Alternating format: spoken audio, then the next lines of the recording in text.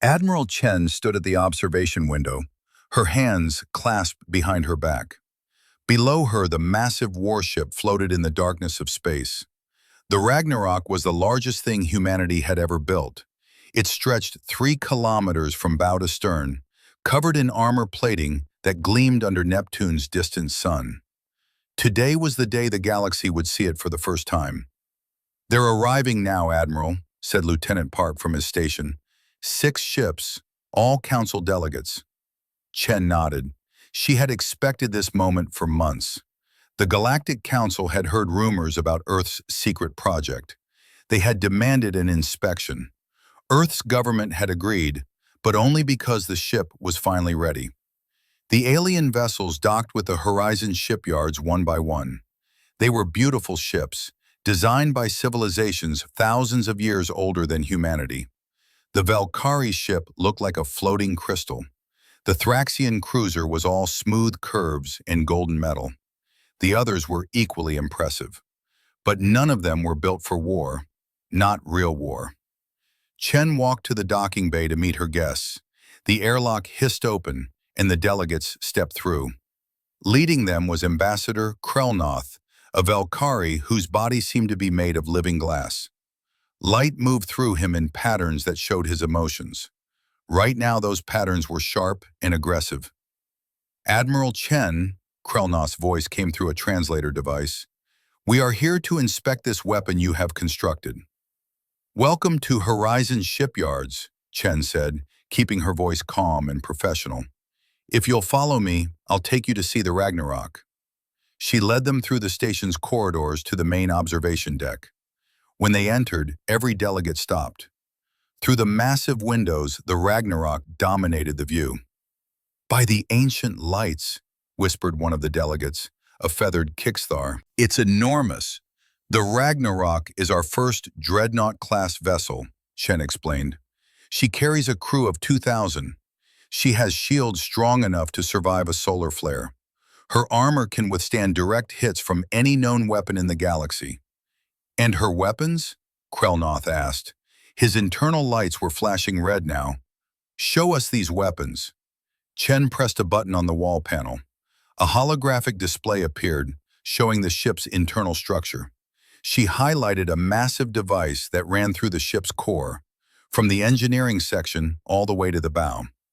"This is our stellar compression cannon," Chen said. "It takes energy from a controlled fusion reaction and compresses it into a beam. The beam can punch through a moon or destroy a small planet." The room went silent. Then every delegate started talking at once. "This is forbidden."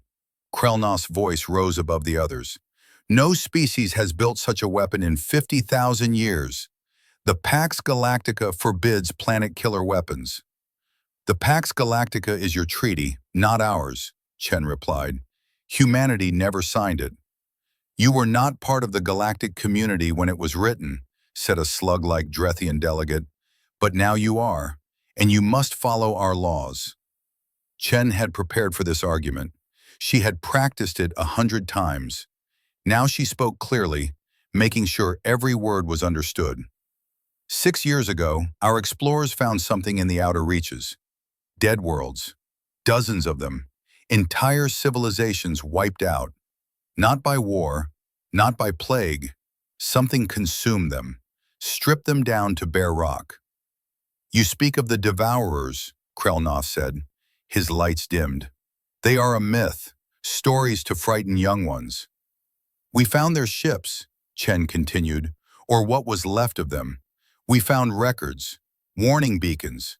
The Devourers are real, and they destroyed civilizations far more advanced than any of us." "Even if this fairy tale were true," Krelnoth said, "it was 50,000 years ago. They are gone." "Are they?" Chen pulled up another holographic display. "These are energy readings from the galactic frontier, recorded last month. They match the signatures we found at the Dead Worlds. Something is out there. Something is waking up." The delegates studied the data. Some looked convinced. Others looked skeptical. Krelnoth looked angry. "You cannot keep this weapon," he declared. The Council has voted. You will dismantle the Ragnarok immediately. If you refuse, you will be removed from the Council. You will be declared enemies of civilized space. Chen had known this was coming. Earth's leaders had known too. They had made their decision weeks ago. Then I guess we're enemies, Chen said quietly. What? Krelnoth's lights flashed in confusion. Earth withdraws from the Galactic Council, effective immediately, Chen announced. We will not dismantle the Ragnarok. We will not leave ourselves defenseless against a threat you refuse to acknowledge. You are fools, Krelnoth shouted.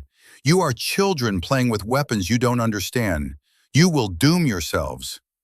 Maybe, Chen admitted, but we'd rather die fighting than die unprepared. She pressed another button. Warning klaxons blared throughout the station. The delegates jumped in surprise. I'm afraid I must ask you all to return to your ships, Chen said. The Ragnarok is launching in 30 minutes. You don't want to be here when her engines fire up. The delegates protested, but station security escorted them back to the docking bay. Chen watched them go, feeling the weight of what she had just done. Humanity had been part of the galactic community for only 20 years. Now they were outcasts. But they would be armed outcasts. She walked to the command center and took her seat. Around her, officers worked at their stations, preparing for the launch. Through the windows, she could see the Ragnarok's hull. Small ships moved around it like insects, making final checks. All systems ready, Admiral, reported Commander Yuki from the tactical station. The fleet is in position. Chen looked at the display. 12 human carriers surrounded the Ragnarok, each carrying fighter squadrons and support craft. It was the largest fleet humanity had ever assembled. Begin launch sequence, Chen ordered. The Ragnarok's engines came to life. Blue light erupted from the massive thrusters. The ship began to move, slowly at first, then faster. The carriers fell into formation around it. On every human world, people stopped what they were doing to watch the broadcast. On every alien world, leaders watched with worry or anger or fear. The young species from Earth had built a weapon that could destroy planets, and they were taking it into deep space. Set course for the void sector, Chen commanded. Maximum speed. Course set, confirmed the navigation officer. ETA 6 months. Chen settled back in her chair. 6 months to reach the frontier. 6 months before they would know if the evidence was real. 6 months before they might face the devourers. The Council thought humanity was being reckless. They thought Earth was acting out of fear and paranoia. But Chen had seen the dead worlds. She had read the ancient warnings. She knew the truth that the galaxy had forgotten. The devourers were real, and they were coming back.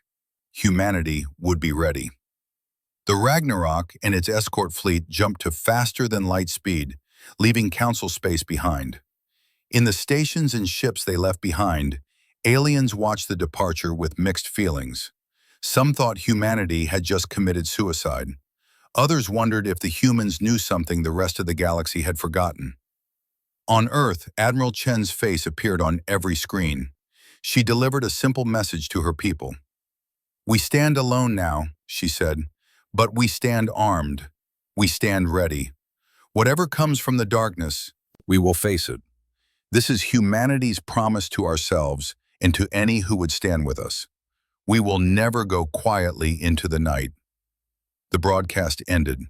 The Ragnarok disappeared into the black ocean of space, carrying with it humanity's hope and humanity's greatest weapon. The galaxy would never be the same. 6 months had passed since the Ragnarok left Council space. Commander Yuki stood on the bridge of the massive warship, watching the construction below. Forward base Prometheus was taking shape in the void sector, built on a large asteroid that humanity had claimed as their first outpost beyond the frontier. Another supply ship just docked, reported Lieutenant Rodriguez. That's the 15th this week. Yuki nodded. The base was growing fast. Warehouses, research facilities, living quarters, all being built by crews working around the clock. This was humanity's foothold in unexplored space, and they were determined to make it strong. "Any word from the survey teams?" Yuki asked. "Dr. Okonkwo's team is still on the fourth planet. They've been there for 3 days now." Yuki frowned. Dr. Okonkwo was the chief xenoarchaeologist, responsible for studying the dead worlds they had found. She was brilliant but sometimes too focused on her work. Yuki made a mental note to check on her later. The door to the bridge opened. Admiral Chen entered, looking tired. She had been working with Earth Command, coordinating the defense plans for the frontier. The job was wearing on her. "Status report," Chen said. "Base construction is ahead of schedule," Yuki replied. "We've mapped 15 systems in the sector, found 6 dead worlds so far." "6 more," Chen said quietly. "Show me." Yuki pulled up the holographic display.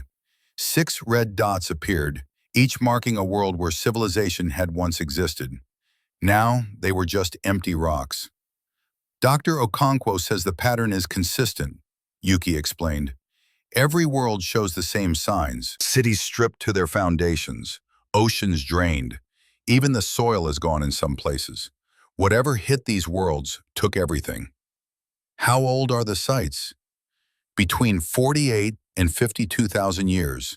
All of them died around the same time." Chen studied the display in silence.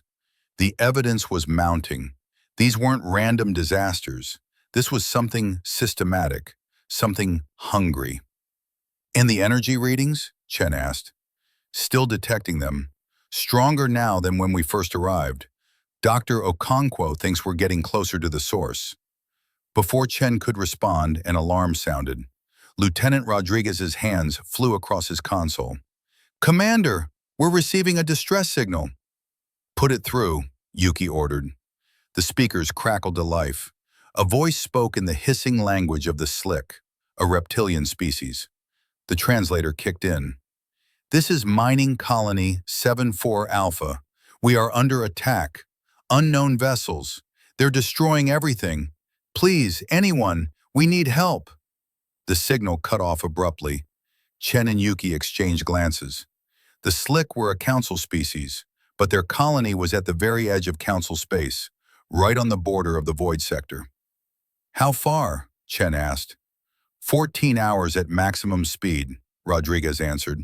"That's technically council territory," Yuki said. "We're not supposed to interfere." "The council expelled us," Chen replied.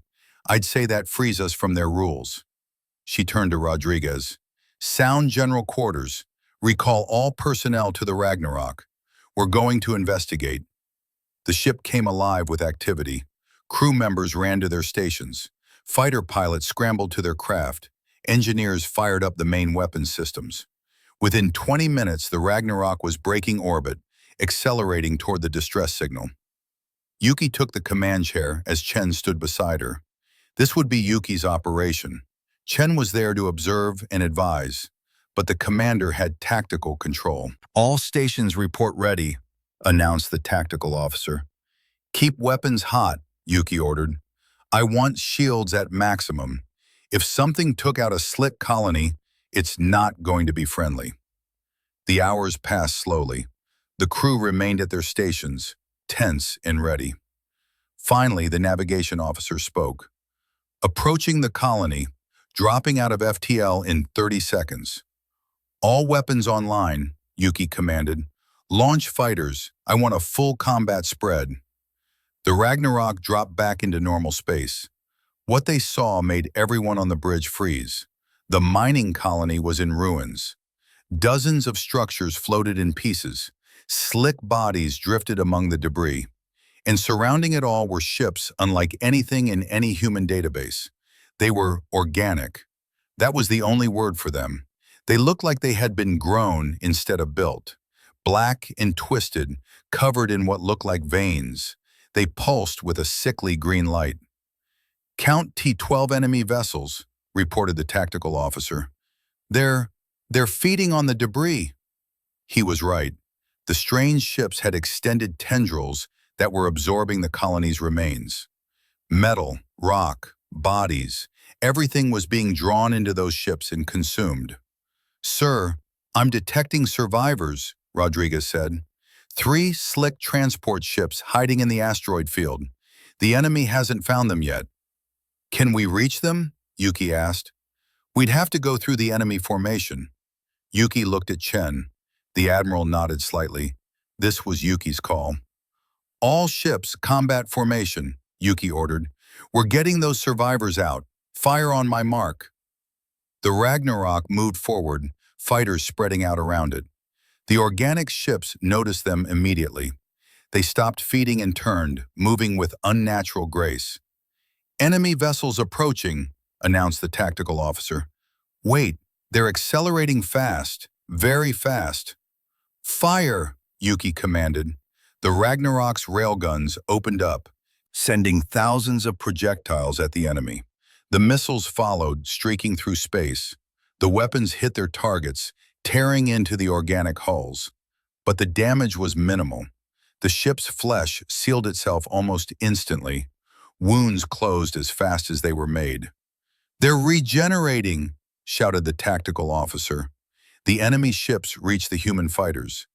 Green energy beams shot out, not exploding the fighters, but dissolving them. Ships and pilots simply came apart, their matter absorbed into the beams.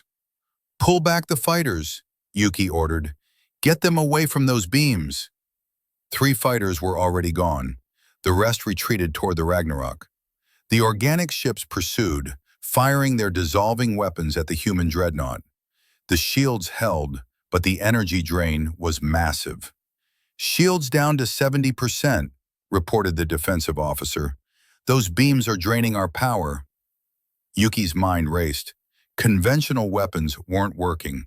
The enemy was too fast, too strong, and they regenerated damage. The Ragnarok's fighters were outmatched. The survivors wouldn't last much longer. She looked at the display showing the ship's systems. Her eyes settled on the stellar compression cannon, the weapon they had built to fight planet killers. It had never been fired in combat. "Admiral," Yuki said quietly, "I need authorization." Chen knew immediately what she meant. "You sure about this?" "It's the only thing that might work." Chen was silent for a long moment. Using the planet killer weapon here would prove the Council's fears right. It would show the galaxy that humanity was willing to use such devastating force. But if they didn't use it, the survivors would die, and humanity would learn nothing about these enemy ships. "Authorization granted," Chen said. "Fire when ready." Yuki turned to her weapons officer. "Charge the main cannon. Target the largest concentration of enemy ships." "Charging," the officer replied. 30 seconds to full power. The Ragnarok shook as more enemy beams hit the shields. Warning lights flashed across the bridge. "Shields at 40%. 20 seconds, announced the weapons officer. Another fighter exploded, caught by an enemy beam. The slick transports were trying to flee, but the organic ships were moving to intercept them. 10 seconds. "Come on," Yuki whispered. "Come on." Main cannon charged, ready to fire. "Fire!" Yuki commanded. The Ragnarok's bow lit up like a newborn star. A beam of pure white energy erupted from the stellar compression cannon, crossing the distance to the enemy ships in less than a second. The effect was immediate and devastating. 3 of the organic ships simply ceased to exist, vaporized instantly. The asteroid they had been near exploded from the energy overflow. The shockwave sent the other enemy ships tumbling, but the beam didn't stop. It continued through space, hitting a small moon on the far side of the system. The moon cracked down the middle, breaking apart in slow motion. The bridge crew stared in shock. Even though they had trained with the weapon, seeing its power in actual combat was different. This was a weapon that could end worlds. The surviving enemy ships stopped their attack. They hung in space for a moment, as if considering their options. Then, as one, they turned and fled, disappearing into the darkness of the void sector. "Enemy ships retreating," reported the tactical officer, his voice shaking. "Secure the area," Yuki ordered. "Rescue teams to the slick transports. I want full sensor sweeps. Find out everything you can about those ships." The next hour was chaos. The slick survivors were brought aboard, terrified and grateful. The human crews collected debris from the destroyed enemy ships, careful not to touch it directly. Even dead, the organic material seemed dangerous. Dr. Okonkwo arrived on a shuttle from the research world, furious that she had missed the battle. She immediately began studying the enemy remains. In the Ragnarok's medical bay, the slick captain met with Commander Yuki. His name was Skreth, and his scales were pale with shock. "You saved us," he said through the translator. "We thought we would die. Those things, they came from nowhere, started feeding on everything." "Did they communicate?" Yuki asked. "Did they make any demands?"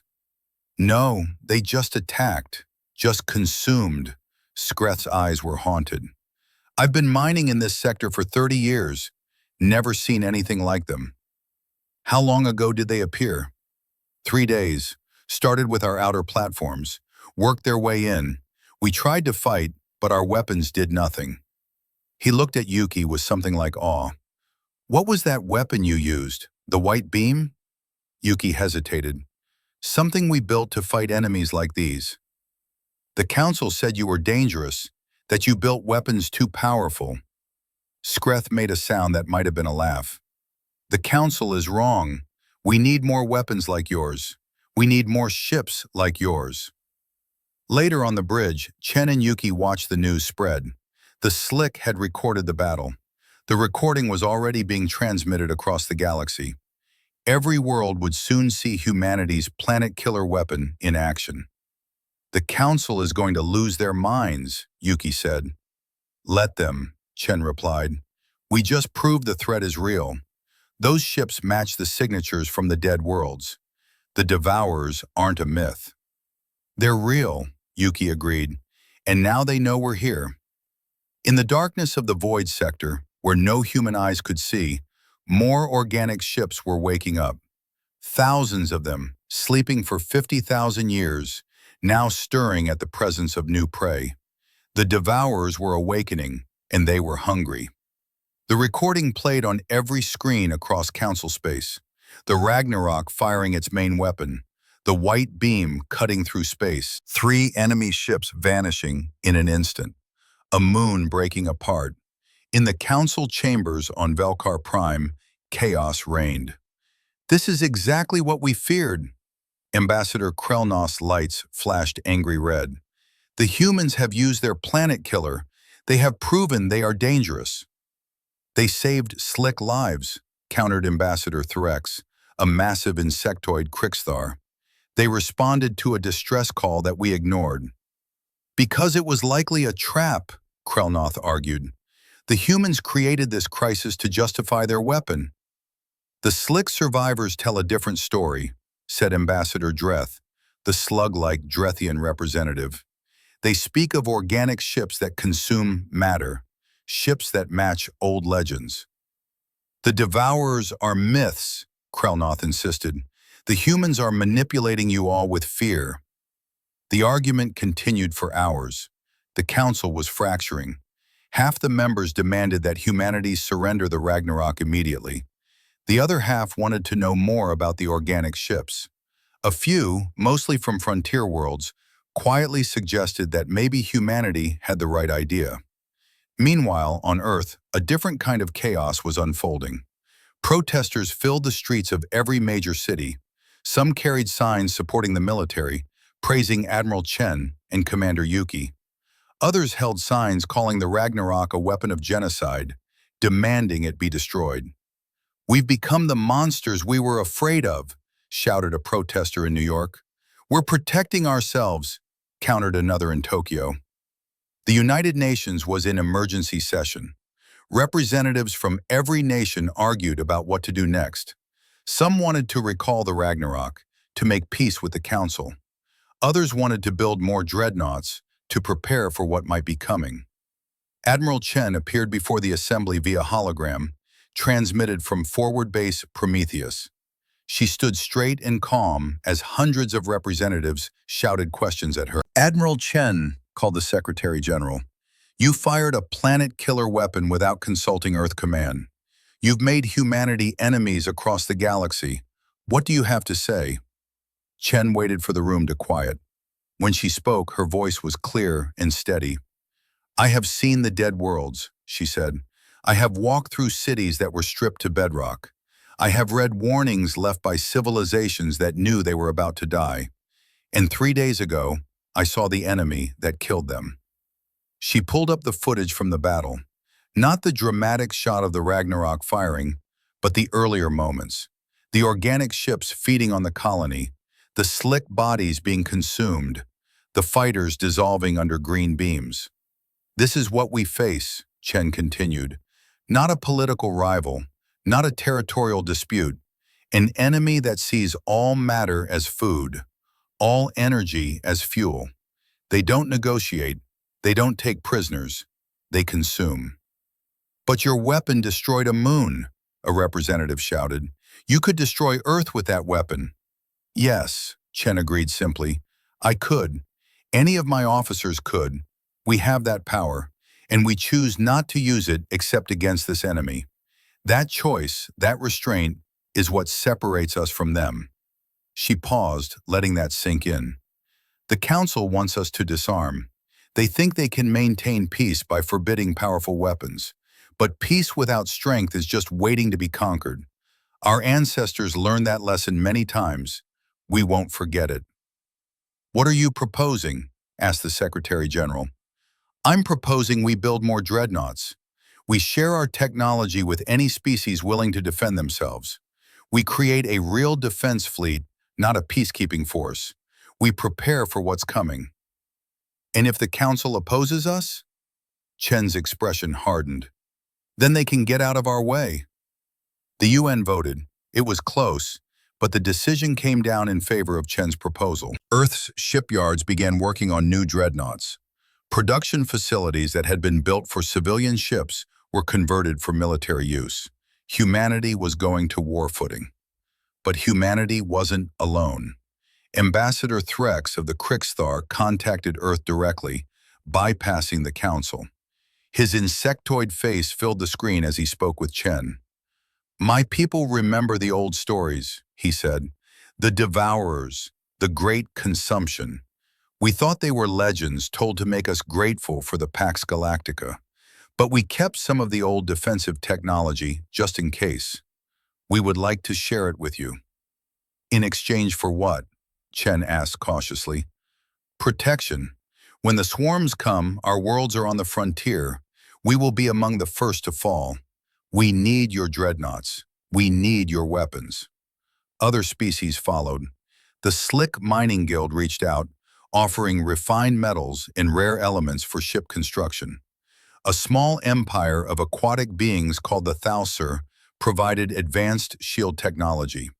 A dozen other smaller civilizations, all from the galactic fringe, all terrified of what was waking up in the dark, made similar offers. An alliance was forming, not through the Council, not through official channels, but through necessity and survival. Commander Yuki coordinated the growing fleet at Forward Base Prometheus. The base had expanded rapidly.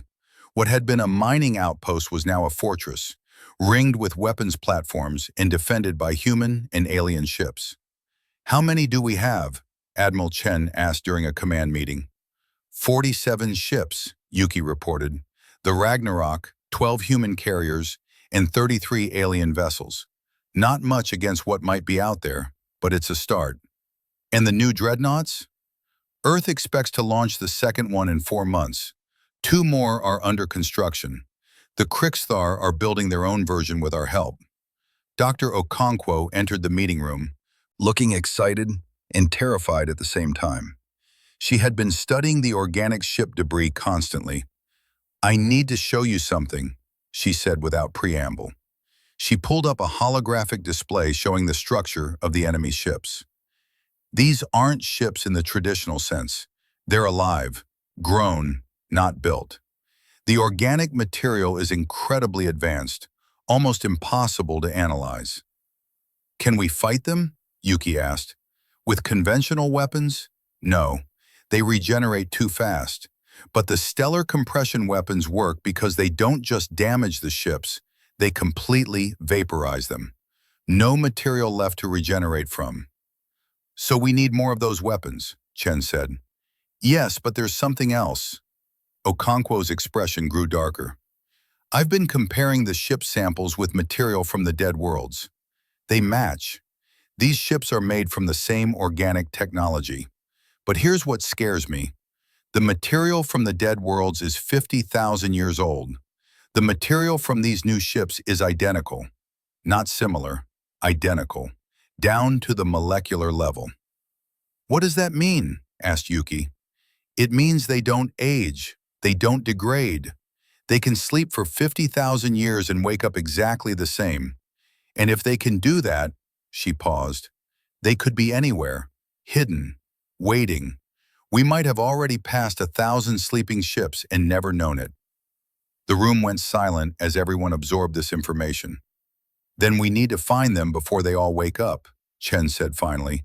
But the galaxy wasn't giving them time to prepare. The council, led by Ambassador Krelnoth, had made its decision. They couldn't allow humanity to keep building planet-killer weapons. They couldn't allow this growing alliance outside their control. The council authorized a peacekeeping fleet, 300 ships, the largest military force the council had assembled in 1,000 years. Their mission, proceed to the Void Sector and secure the Ragnarok by any means necessary. The fleet began gathering at the edge of council space, preparing for the journey. It would take them 2 months to reach the Void Sector. 2 months for humanity to prepare. Meanwhile, Dr. Okonkwo and her team made another discovery on one of the dead worlds. Deep underground, in a vault that had survived for 50 millennia, they found a warning beacon. The message was in a language they had to work for weeks to translate. When they finally decoded it, Okonkwo called an emergency meeting with Chen and Yuki. The Devourers weren't always monsters, she explained, showing them the translated text. They were a council species, one of the oldest and most advanced. They discovered a way to convert matter directly into energy with perfect efficiency. It made them incredibly powerful. What happened? Chen asked. They became addicted to it, the power, the energy. They started consuming more and more. They modified themselves to absorb energy directly. Eventually, they transcended physical form almost entirely, became something else, something hungry. How did the galaxy stop them? Yuki asked. They didn't, Okonkwo said quietly. The Devourers consumed 17 sectors before they just stopped. The ancient records suggest they went to sleep. The galaxy hoped they would never wake up. So they made the Pax Galactica. They forbade planet-killer weapons, hoping that if nobody could threaten the Devourers, they would stay asleep. It was a surrender, Chen said. Not a peace treaty, a surrender. Yes, and it worked. For 50,000 years. Until we came along, Yuki finished. We built the Ragnarok. We woke them up. Not just woke them up, Okonkwo corrected. Announced our presence. Showed them there's new food in the galaxy. Advanced, energetic, delicious food. Chen looked at the translated warning. 50,000 years old, left by a civilization that knew it was doomed. A warning that said, don't let them wake. Don't let them know you're here. Don't give them a reason to hunt. And humanity had done all three. How long do we have? Chen asked. Based on the attack patterns and the energy readings we're detecting, I'd say the main swarms will start waking up in the next few months. Full awakening across multiple sectors. Okonkwo pulled up a star map. Red zones spread across it like a disease. They'll come from everywhere at once. And the council fleet will be right in the path of the largest swarm. Chen and Yuki exchanged looks. The council was sending 300 ships to arrest them, but those ships would never make it to the Void Sector. They would run straight into the Devourers. We have to warn them, Yuki said. They won't listen, Chen replied. Krelnoth thinks this is all human manipulation. Then what do we do? Chen studied the map. 300 ships, thousands of lives. They were coming to destroy humanity's defense, but they were still people, still lives worth saving. We prepare to save them, Chen said, whether they want our help or not. In the darkness beyond the frontier, something stirred. Vast networks of organic ships, sleeping for 50,000 years, began to wake. Sensors activated. Hunger rose. The Devourers had detected new energy signatures, new civilizations, new food. The swarms were coming, and the galaxy was not ready. The distress calls started coming in all at once. Commander Yuki stood on the bridge of the Ragnarok, watching the tactical display fill with red emergency signals. 1, 5, 20, 50.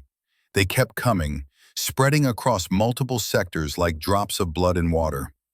Colony Delta 7 is gone, reported Lieutenant Rodriguez. Last transmission said they were under attack. Now nothing, just silence. Same with the Thraxian mining platforms, added another officer. 6 installations, all went dark within an hour. Admiral Chen entered the bridge, her face grim. She had been coordinating with Earth Command and their new allies.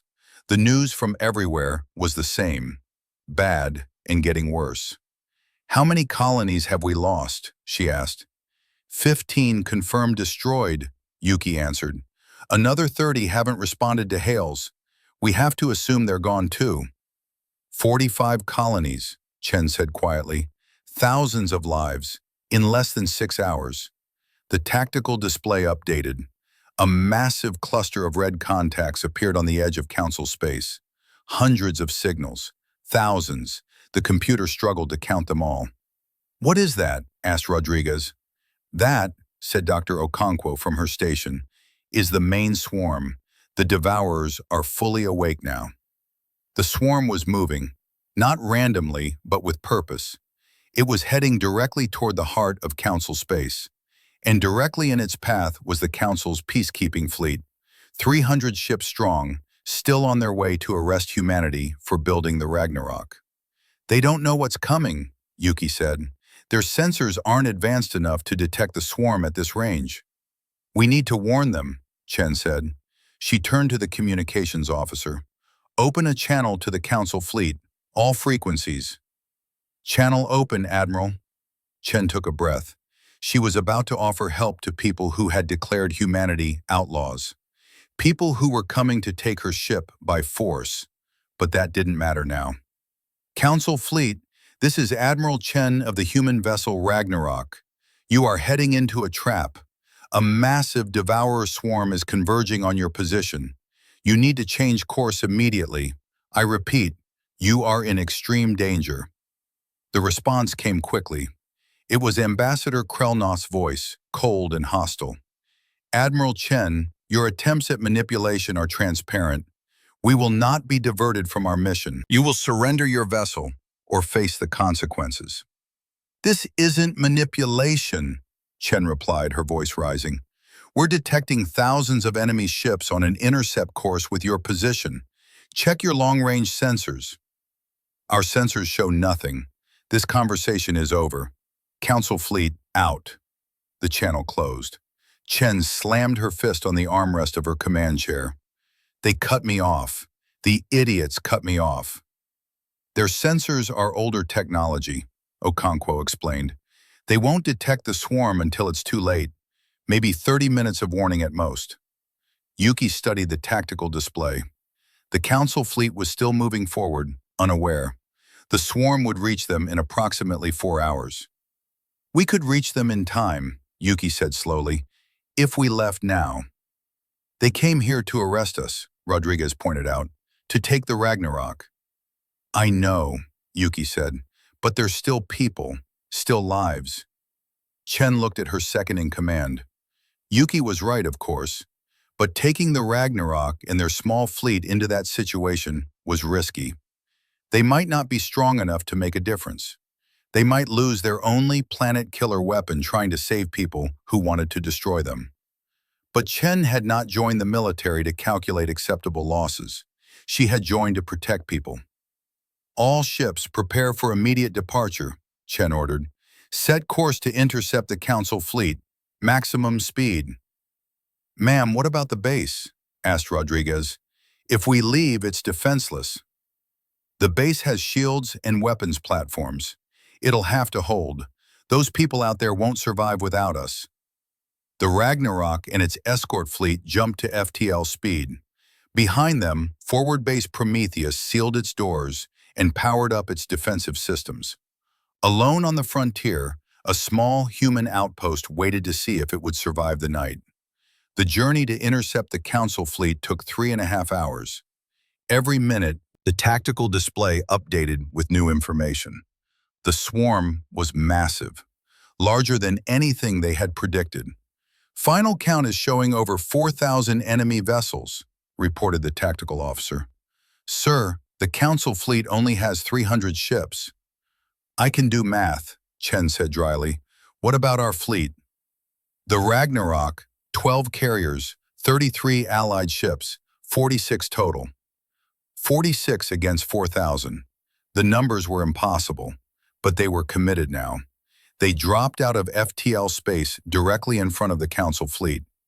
The alien ships immediately went to alert status, weapons charging. Then their sensors picked up the swarm behind them. Chaos erupted on the Council frequencies. Ships calling to each other in panic. Commanders demanding information. Ambassador Krelnoth's voice cutting through it all, trying to maintain order. Council fleet, this is Admiral Chen, she broadcast. The enemy is 30 minutes behind you. We don't have time for politics. We can either work together or we all die. There was a long pause. Then a different voice responded. Not Krelnoth, but Fleet Commander Sarketh, a veteran Thraxian officer. Admiral Chen, this is Sarketh. I'm assuming tactical command. What do you recommend?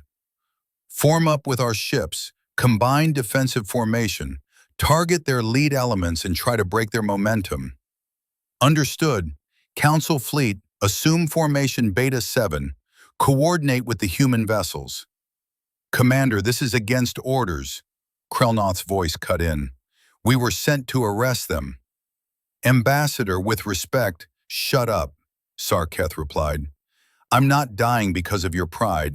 All ships execute formation change now. The Council ships fell into position alongside the human and allied vessels. 346 ships total, arranging themselves in a defensive wall across the path of the swarm. Enemy contact in 5 minutes, Rodriguez announced. Sir, they're not slowing down. They're going to hit us at full speed. All ships hold formation, Chen ordered. Wait for my command to fire. The minutes dragged past. Then the swarm appeared on visual sensors. It was a nightmare made real. Thousands of organic ships, black and twisted, moving through space like a school of predatory fish. The sickly green light pulsing through them made them look diseased, hungry.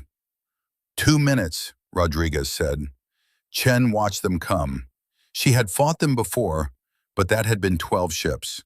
This was thousands, an ocean of teeth and hunger. 1 minute. The ships in formation around her were silent. Human, Krixthar, Slick, Thraxian, and dozens of others. All waiting, all terrified. 30 seconds. All ships, Chen said calmly, fire at will. Space erupted with weapons fire, railguns, missiles, energy beams, all pouring into the leading edge of the swarm. Ships exploded. Bodies were torn apart. The front ranks of the Devourers vanished under the assault. But there were thousands behind them. They kept coming. The swarm hit the defensive formation like a wave hitting a wall. Ships collided. Green beams lanced out, dissolving hulls. The organic vessels wrapped themselves around the Allied ships, tendrils extending to feed. All fighters launch, Yuki commanded. Keep those things off our larger ships.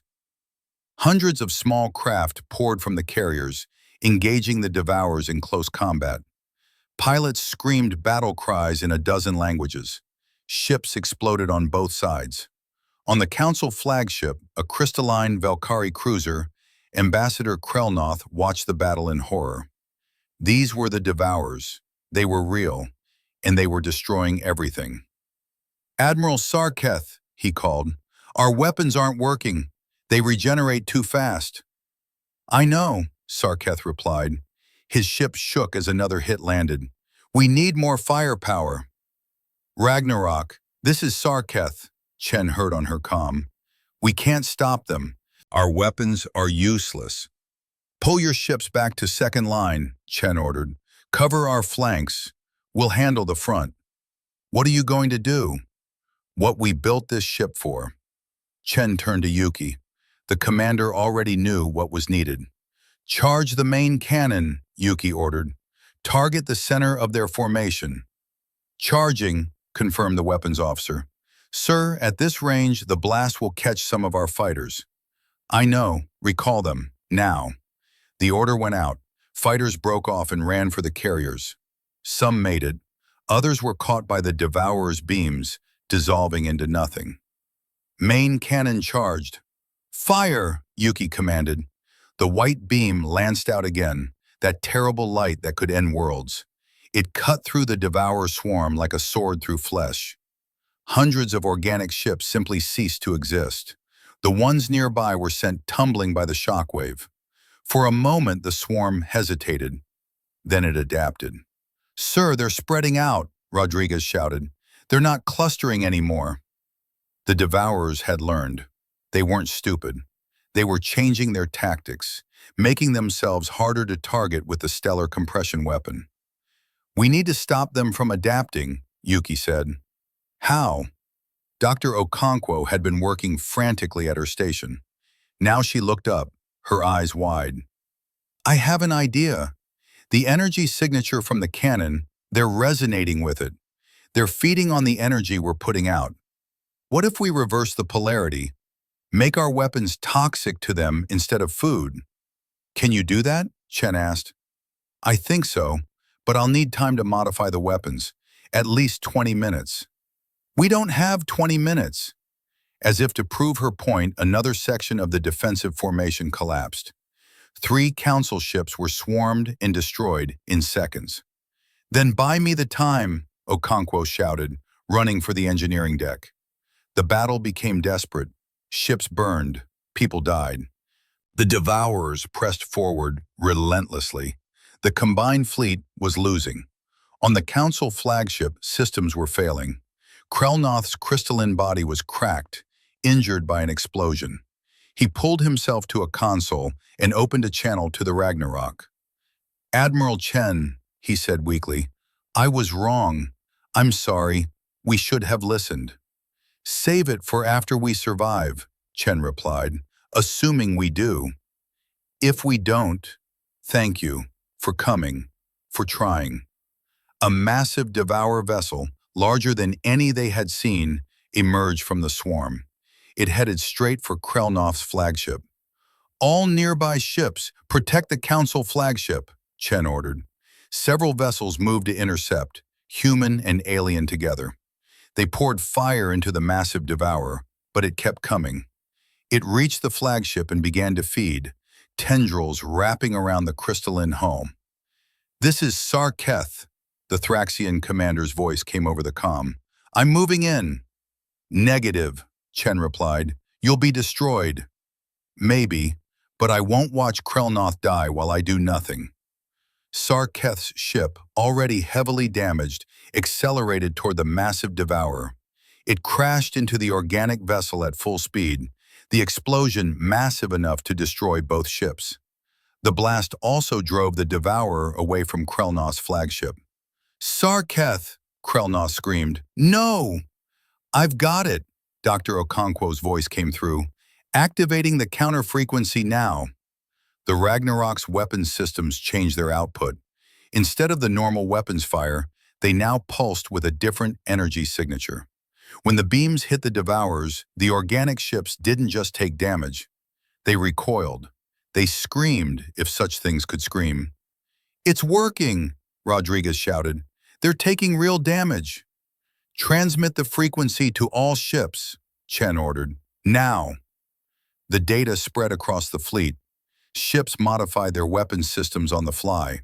Within minutes, the entire defensive formation was putting out the toxic frequency. The Devourers began to retreat. They had lost hundreds of ships. The survivors pulled back, regrouping in the distance. "They're leaving," someone shouted. "No," Dr. Okonkwo said grimly. "They're adapting. They'll be back, probably with a counter to our counter."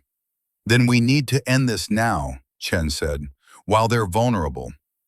"Admiral, we've lost 30% of our fleet," Yuki reported. "We're in no shape for a pursuit." Chen looked at the tactical display. The fleet was battered. Ships were running on emergency power. People were injured and dying. But the Devourers were regrouping. If they came back, adapted to the new frequency, this fight was lost. "All ships, emergency repairs," Chen ordered. "You have 1 hour, then we're going after them." Across the combined fleet, crews worked frantically. Engineers patched holes. Medics treated the wounded. The dead were left where they fell. There was no time for proper procedures. Krelnoth's flagship was crippled, but functional. The ambassador himself was in the medical bay, his crystalline body being carefully repaired. He sent a message to Chen. "You were right," the message said simply, "about everything. We should have prepared. We should have armed ourselves. Sarketh died because we were fools. How many others will die because of our pride?" Chen didn't respond. There would be time for recriminations later. Right now, she had a swarm to destroy. The hour passed. The fleet reformed, smaller but determined. They moved forward together, hunting the Devourers who had retreated into deep space. They would find them. They would end this. Behind them, scattered across the battlefield, floated the wreckage of 100 ships and the bodies of thousands. The first major battle between the galaxy and the Devourers was over, but the war had only begun. The Galactic Council chamber stood empty, not because of an emergency, but because there was no council anymore. After the battle, after watching Sarketh sacrifice himself, after seeing the Devourers with their own eyes, the delegates had scattered. Some returned to their homeworlds to prepare defenses. Others simply fled to the outer systems, hoping to hide. Ambassador Krelnoth stood in the empty chamber, his crystalline body still showing cracks from the battle. He had asked Admiral Chen to meet him here. He wasn't sure why. Maybe to apologize properly. Maybe to see what remained of 50,000 years of galactic peace. Chen arrived with Commander Yuki. They looked tired. Everyone looked tired these days. "Thank you for coming," Krelnoth said. His translator made his voice sound hollow in the empty room. "You said it was important," Chen replied. "I wanted you to see this." Krelnoth gestured around the chamber. "The end of the council, the end of the old ways. This is what happens when civilizations choose comfort over strength. When we choose to pretend threats don't exist because acknowledging them would be inconvenient." "You're being hard on yourself," Yuki said. "Am I?" Krelnoth's lights flickered sadly.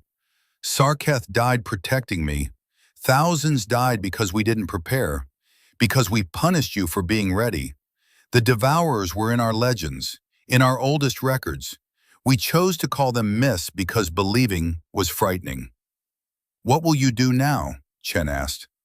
"My people are evacuating our border worlds. We're moving everyone to our core systems. We're building defensive stations, learning to fight." He paused. "We're building weapons like yours, dreadnoughts.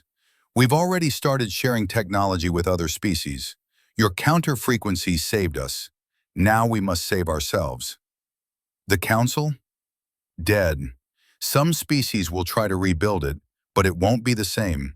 We can't go back to pretending the galaxy is safe." Krelnoth turned to face Chen directly.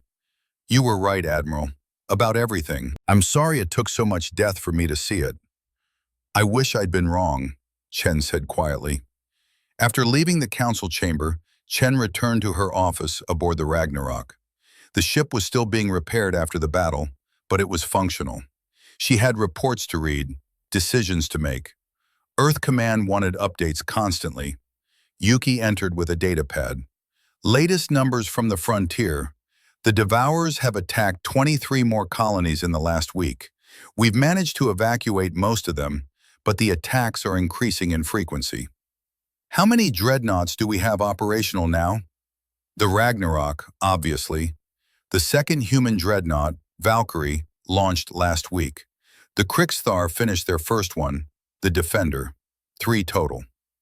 Against thousands of Devourers ships. More are coming. Earth has 4 more under construction. The Valkyrie are building 2. The Slick are converting cargo haulers into weapons platforms. It's not enough, but it's something. Chen studied the star map on her wall. Red zones showed Devourer activity. They were spreading, slowly but steadily, moving in from the galactic frontier toward the populated sectors. We need to find their source, she said. Kill the disease, not just treat the symptoms. Dr. Okonkwo thinks she knows where they're coming from, Yuki said. She wants to brief you personally. An hour later, Chen and Yuki met with Dr. Okonkwo in the science lab. The xenoarchaeologist looked like she hadn't slept in days. Her eyes were red, her clothes rumpled, but her voice was excited. I've been analyzing the attack patterns, Okonkwo explained, pulling up a holographic display. The Devourers aren't moving randomly. They're radiating outward from a central point. Here. She highlighted a location deep in the galaxy, not on the frontier, but near the galactic core.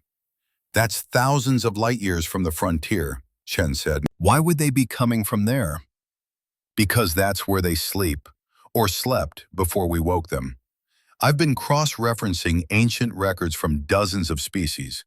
The oldest legends all point to the same place, a structure near the core, a place where the Devourers went when they stopped their last rampage. What kind of structure? According to the records, it's a massive construct built around a dying star, a Dyson sphere made of organic material. The Devourers went there to hibernate, feeding on the star's energy while they slept. Yuki stared at the display. You're saying there's a giant ball of Devourers around a star? And that's where they're all coming from? Yes, and if we destroy it, we cut off their coordination, maybe stop the swarms entirely.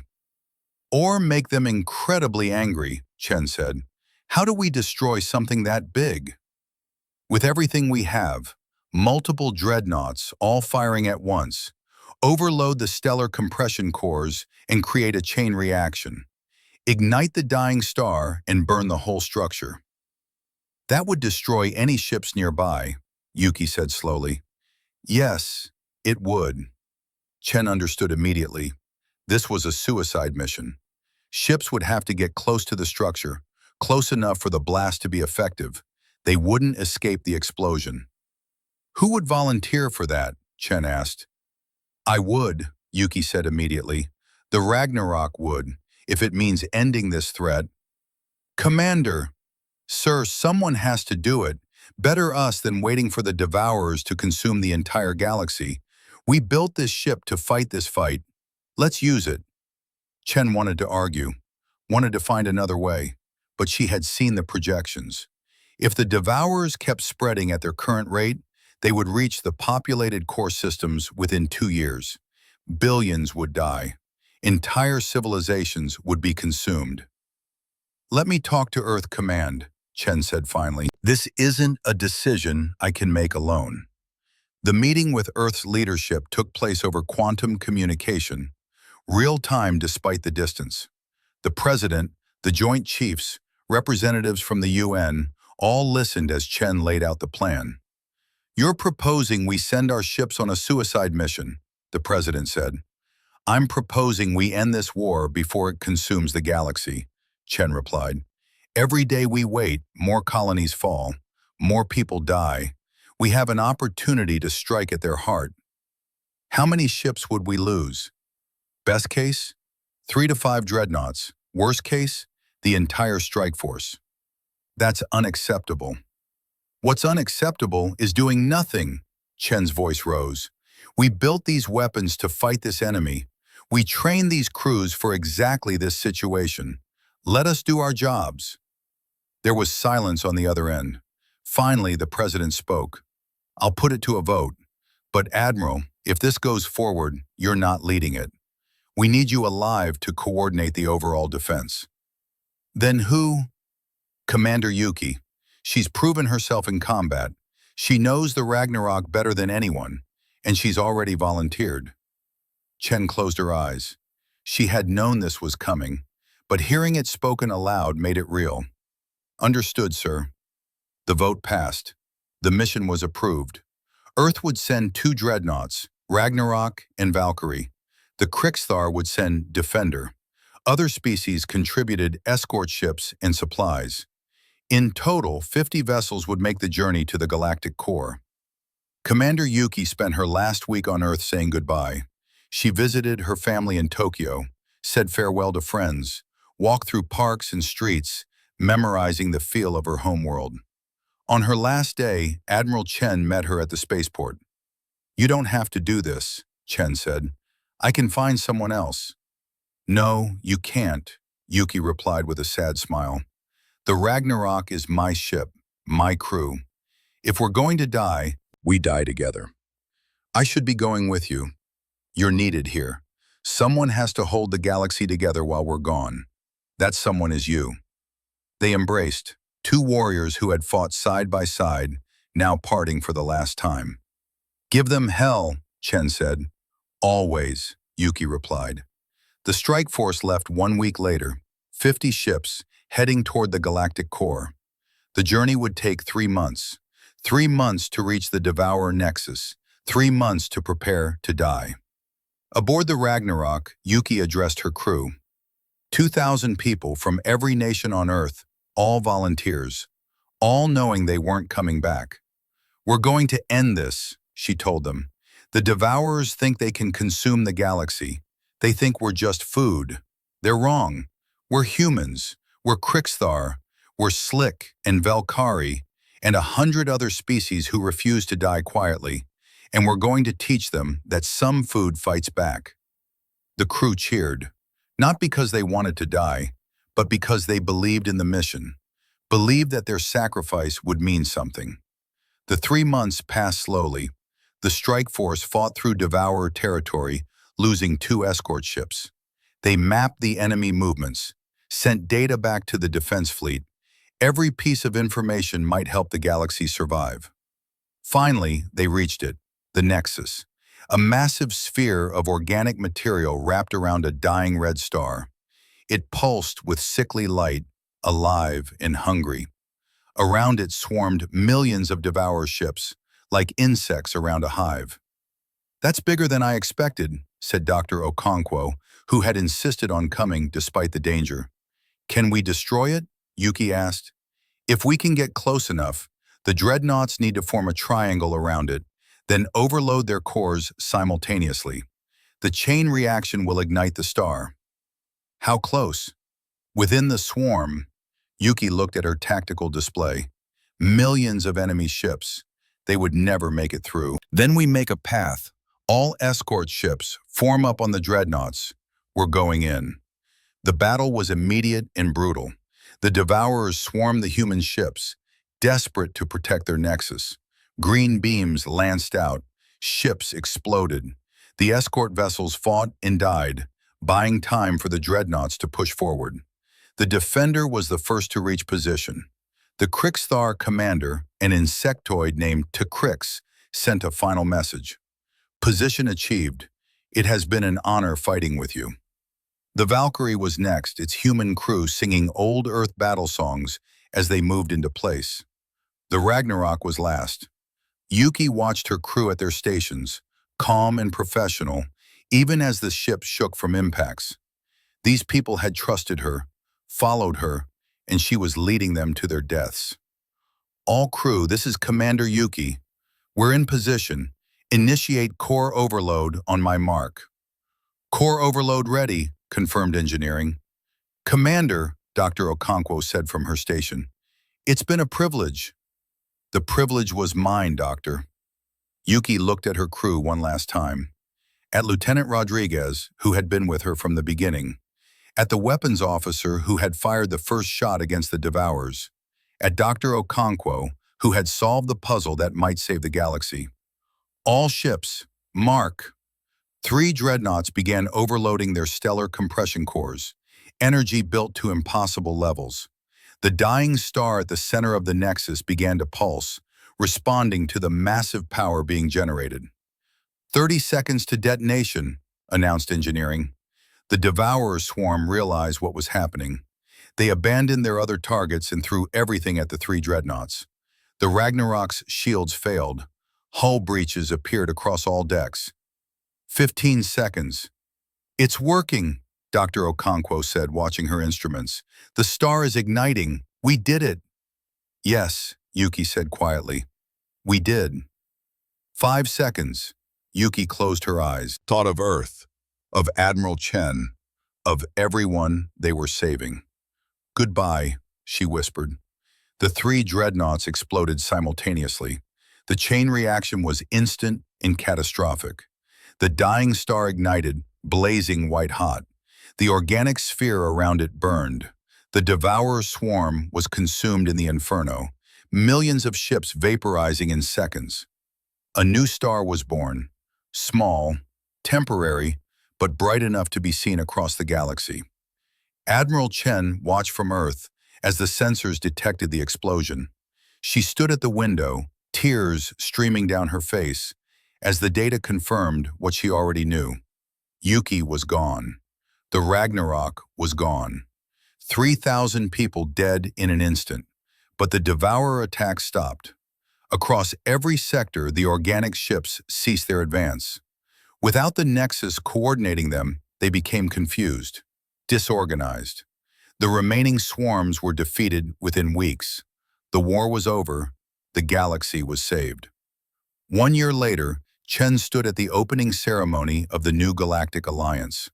Not a council, not a peacekeeping force, but a real military alliance, dedicated to defending civilization from any threat. The ceremony took place at Forward Base Prometheus, which had been expanded into a massive station. Above it orbited the Ragnarok II, the first of a new generation of dreadnoughts. Representatives from 100 species attended. They had come together not through force or politics, but through shared sacrifice, through the knowledge that they could face extinction together and survive. Krelnoth approached Chen. His crystalline body was fully healed now, stronger than before. "Your commander Yuki," he said. "She saved us all." "Yes," Chen agreed. "She did. We will remember her, all of them." The species from Earth taught the galaxy an important lesson. Sometimes strength is necessary. Sometimes sacrifice is required. But always, always, we must be ready to stand against the darkness. "What will you call this new alliance?" Chen asked. "We've been debating that. We thought about grand names, impressive titles. But we kept coming back to something simple, something honest." Krelnoth's lights pulsed with determination. The Galactic Defense Force. No illusions, no pretense, just a promise that we will defend our home. "I like it," Chen said. She looked up at the stars, at the new star visible even in daylight. The star born from the Ragnarok's sacrifice. Some called it Yuki's star, others called it the light of hope. Chen just called it a reminder. A reminder that the galaxy was worth fighting for, that people were worth dying for, that humanity had come to the stars not to conquer, but to stand guard, to be ready for whatever came from the darkness. The Ragnarok was gone, but its legacy remained. The galaxy would never again choose ignorance over preparation, never again choose comfort over strength. And if other threats emerged from the black ocean of space, they would find a united galaxy waiting, armed, ready, unafraid. Humanity hadn't just ignited the galactic frontier. They had illuminated what civilization could become when faced with extinction, what unity could achieve, what sacrifice could mean. Admiral Chen saluted the new star one last time, then turned to face the galaxy's future. There would be other battles, other threats, but the galaxy would face them together now, and that made